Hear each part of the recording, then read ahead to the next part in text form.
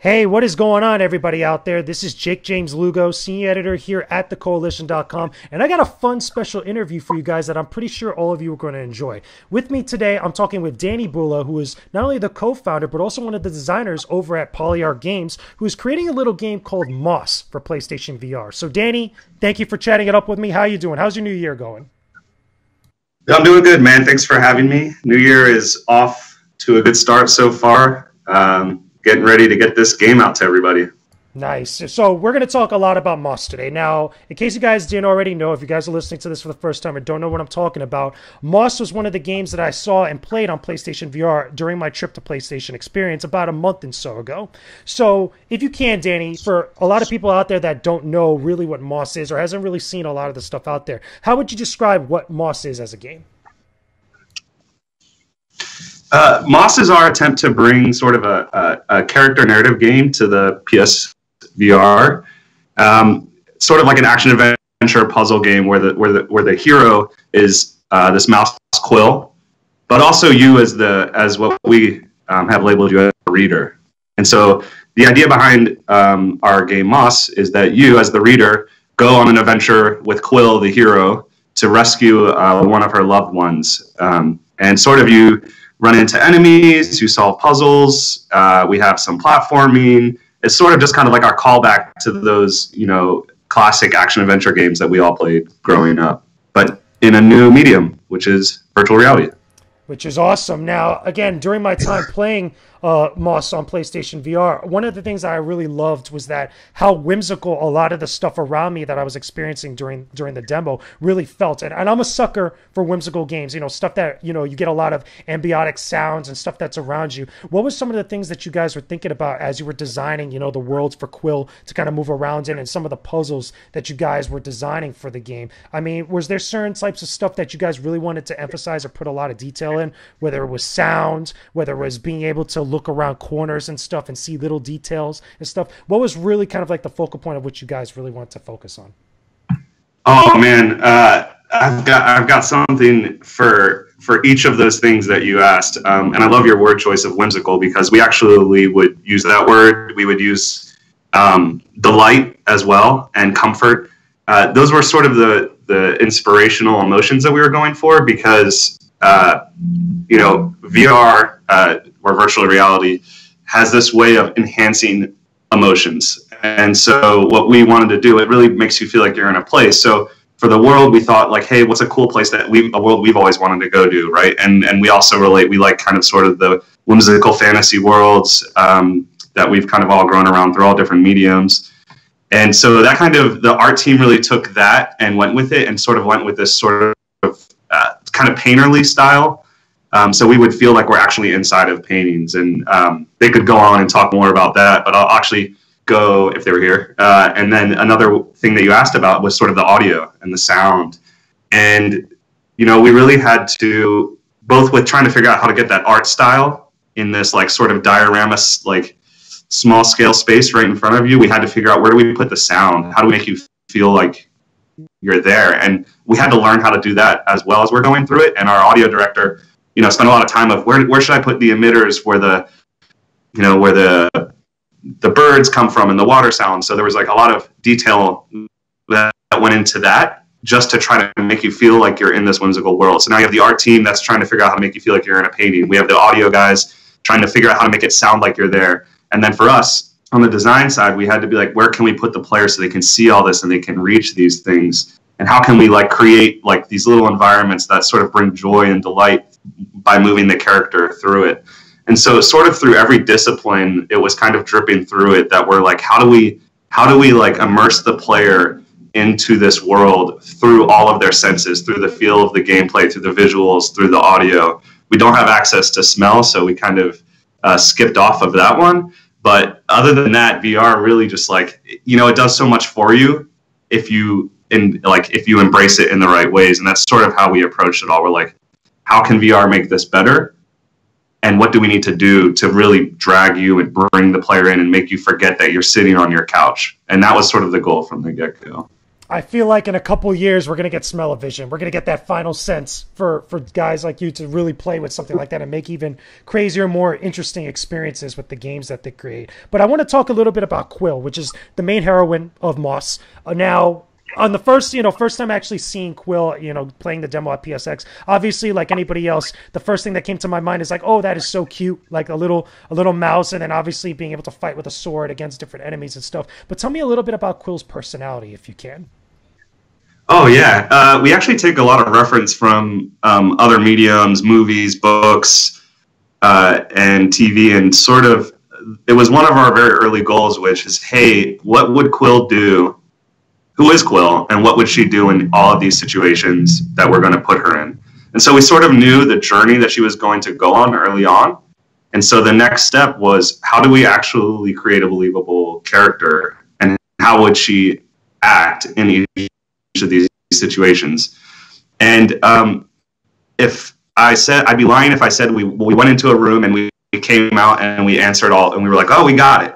It actually has been something that is still going to this day of, as we finish up each section of the game, we continually ask, how would Quill react here? And we kind of have come to, I would say, like, we've come to a conclusion now, and now it's really just emphasizing it. And so she's sort of, I'll give you like kind of the way that I see Quill, and that's really the cool thing about the team, is we all have put a little bit of ourselves in Quill. It's a small team, and that part is really exciting to me.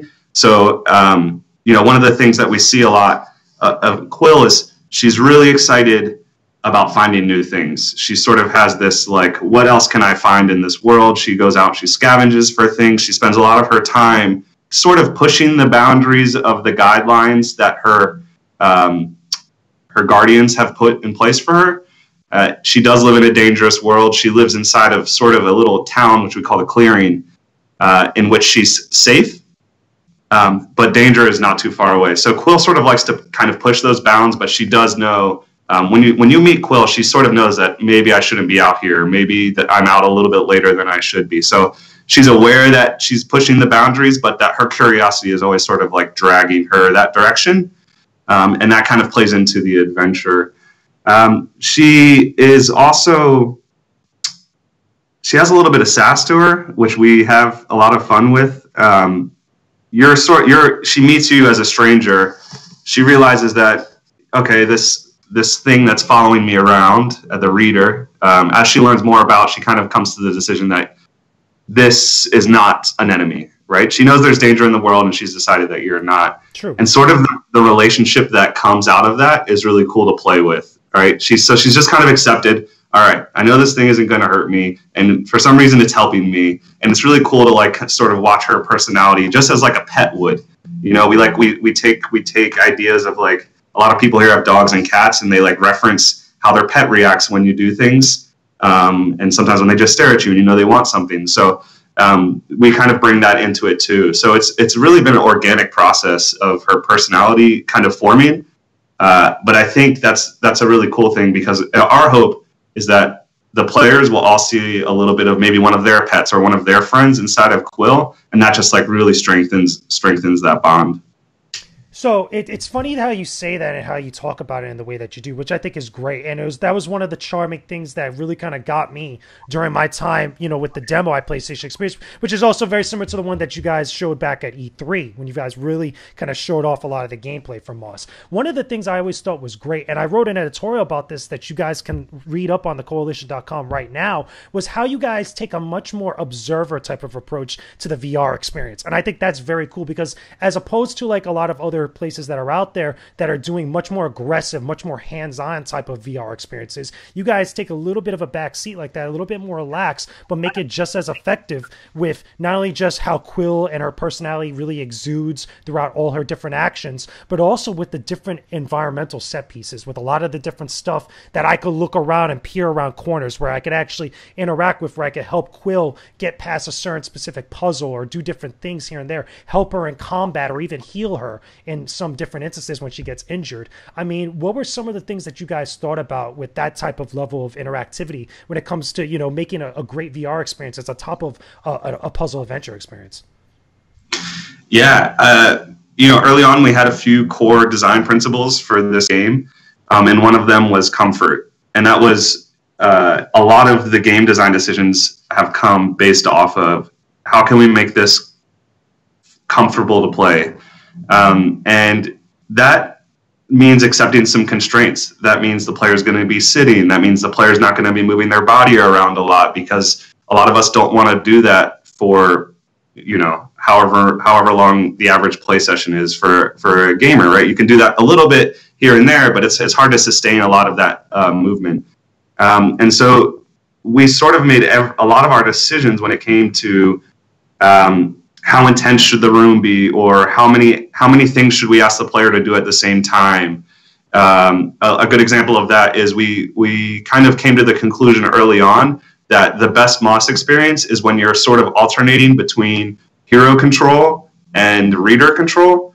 So in that instance, you can think about in sort of early on in the demo, you move Quill to the space, you reach in, you pull the brick out, and then you move Quill over the brick, and then you move Quill on to the next. And sort of there's this alternation between what am I doing as the reader with my physical interaction, and now what am I doing with the analog stick and the gamepad buttons as the hero. And we really hit a sweet spot there, we found, throughout the rest of the game too, where we just really embraced that alternation between the two. And that they sort of started feeding into each other. And some of the cool stuff that we get to do later on in the game is like, okay, now you have to do two things at once. And it's actually a fine line when you ask the player to do two things at once. It's sort of like patting your head and rubbing your belly at the same time. You can do it for like 3 seconds, and then you're like, okay, this is too much. And so it's been a really cool way to kind of see that in there throughout the game. But we really doubled down on sort of this alternation between hero and reader, and hero and reader, and that really just created this cool cadence of gameplay throughout the game. And that was important to us because it, you know, one of the things that Moss is sort of being held up to do from our perspective is sort of be this bridge between console games that we're all used to for the past X years, right? And this new medium of physical interaction and immersive, you know, virtual reality. And so it's been really cool for us to see how we can kind of bridge that gap. And I think, like you said, taking an action adventure character game and then layering virtual reality into bringing out the best parts for VR that genre provides has really helped us hit a sweet spot that we're all really excited about. Yeah, I think it really shows. And again, it's spending time with the game and actually going between both interacting with different objects to kind of lift platforms or turn them, while also controlling Quill or even getting into battle with Quill. You can really see that at play, but it never really gets too intense. Was there ever a worry with some of the different, you know, actions that the player, whether it was as a reader or as the hero, would take? Would it ever get a little bit too intense or maybe get too overwhelming? Did you guys, while you were trying to find that sweet spot, have to really kind of go through a range of different type of actions of which the player could do? Yeah, absolutely. I would say that we found a lot more things that don't work than do. And that has been one of the challenges of working in a new medium right off the bat, has been, hey, we have these sort of ideas and connotations from working in you know, AAA console games for the past, you know, on average 10 years here. We really had to, instead of say, of course this will work, we had to try. And that was a big thing that we did. We didn't spend a lot of time talking about things. We spent a lot of time trying things just to get all our preconceived notions out of the way, because this is, you know, designing and developing a game for a new platform, a new medium, which means the player has new ways to interact in the world. And so we need to figure out, hey, how do we do this the right way? And we found a couple of things that really don't work for our game. And one of them was sort of moving the camera as you were playing through. It was really hard to without getting, you know, sort of uncomfortable feelings in your stomach, sort of motion sickness of focusing on this character that's moving through the space, but also you're moving through the space. And so we made a decision early on that, again, back to the comfort, we'll never move the camera inside of a space. So that was something we found out. We found a lot of, you know, if you remember in the demo, you can use the enemies as tools to sort of put them on the pressure plate so you can solve the puzzle. We went through a variety of different ways to interact with the enemies, and we've even had to remove some different mechanics that really just pulled the player out of the game because we were asking them to do too many things all at once. Back to that alternation, and we've had a handful of things. There's the distance at which the hero can be away from the camera. We've spent a lot of time in that.